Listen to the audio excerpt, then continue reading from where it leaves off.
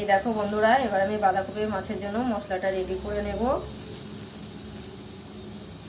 দেখো নিয়ে নিলাম বেসন, দেখো সুজি,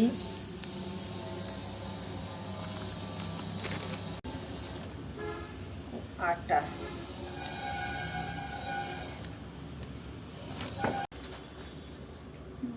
লবণ,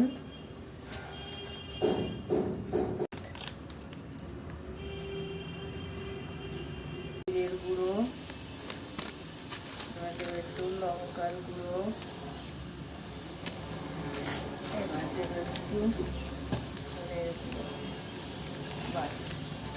এই দেখো আমার কপিটা সেদ্ধ হয়ে গেছে, গ্যাসটা কমিয়ে দিলাম। এবার আমি কপিটাকে তুলে নেব। এই দেখো আমার কপি সেদ্ধ হয়ে গেছে, আলু কাটা হয়ে গেছে, আমার মশলাও রেডি হয়ে গেছে। এবার আমি কপিটা দিয়ে দেব মশলার মধ্যে। দেখো আমি মেখে নিচ্ছি, হালকা একটু জল দিতে হবে।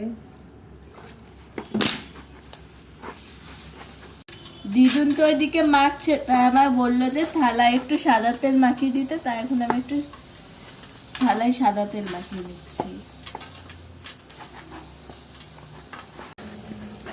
দেখো আমার মাখা রেডি হয়ে গেছে। একটু সাদা তেলটা মেখে নিতে হবে। আমি মাছের সেটটা বানাবো।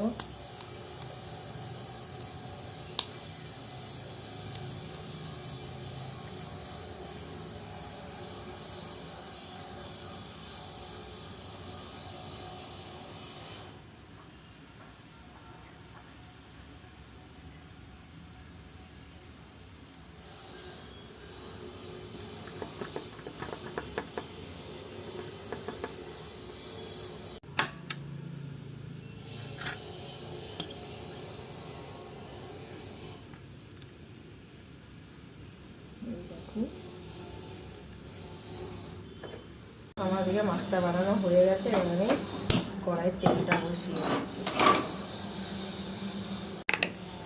তেল দিয়ে দিচ্ছি সাদা তেল।